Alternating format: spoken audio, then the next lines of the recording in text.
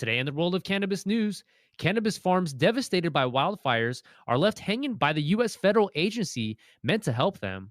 A medical cannabis company announces treatment center construction plans in Florida. And Canada's Aurora Cannabis warns investors to expect further revenue declines. It's Thursday, September 24th, and this is your TRICHOMES Morning Buzz. Broadcasting live from the TRICHOMES.com studios in Southern California. It's time for your Morning Buzz. We bring you late-breaking news that keeps you up to date with what's happening in the cannabis industry. First, in yet another setback for licensed cannabis businesses, Marijuana Moment reports that the Small Business Administration has declared that cannabis businesses in Oregon are ineligible for federal disaster relief in the midst of unprecedented wildfire damage throughout the state. While the SBA announced that small businesses and people in areas hit the hardest by wildfires may apply to receive disaster assistance loans, the administration specifically left out cannabis businesses due to the federal illegality of the plant. Marijuana businesses are not eligible to apply for SBA disaster loans, SBA spokesperson Carol Chastang said. Chastang added that even hemp farmers don't qualify for disaster relief because the policy doesn't include agriculture businesses, even as the Oregon Liquor Control Commission has reported that 20% of the state's cannabis businesses have been urged to evacuate their areas. While those who run either hemp or cannabis businesses who have had their primary residences damaged by wildfires may apply, Chastang said that, quote, they would be ineligible for SBA assistance if they were running the marijuana business out of their home. Next, in a 2-year expansion agreement, the cannabis product provider Cookies has announced plans to build vertically integrated medical cannabis treatment centers in Florida starting in 2021. This according to a press release. The goal for Cookies is to provide high-quality medical cannabis to patients across the state of Florida using the proprietary genetics that have made Cookies well known on an international level.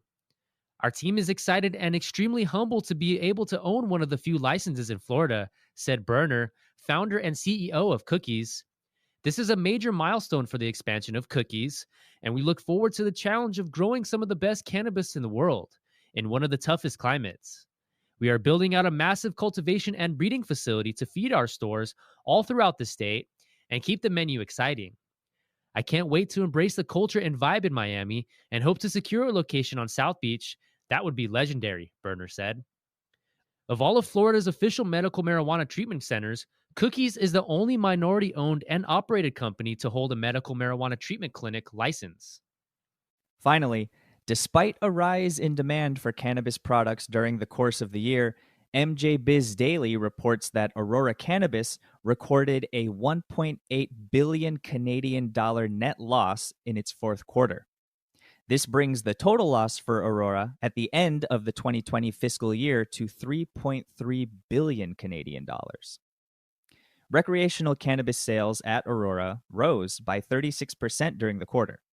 However, that came during the launch of Aurora's discount cannabis brand Daily Special, which sells for 30% less than in the previous quarter.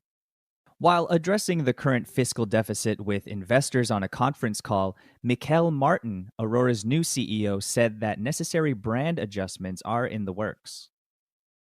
We already have a collection of great premium brands, Aurora, San Rafael, and then Whistler as our super premium offering. So, we need to emphasize all of our strong premium brands to balance out the total offering to our consumers, Martin said. We also intend to better position these 3 premium brands across various formats to foster greater brand visibility and provide greater choices to the consumers. For example, San Rafael pre-rolls or a higher quality Whistler vape. Looking to the future, Aurora advised investors to expect further revenue declines between 60 to 64 million Canadian dollars during the first quarter of the 2021 fiscal year. And that was today's Buzz. Thanks for listening. For more cannabis news and insights from industry professionals and a place to discuss these stories and others, visit TRICHOMES.com. And be sure to catch up with all of our other cannabis industry-related podcasts, like Hash It Out, The High Ground, or Careers in Cannabis, wherever you get your podcasts. For TRICHOMES.com, I'm RJ Balde. And I'm David Fortson. Take care.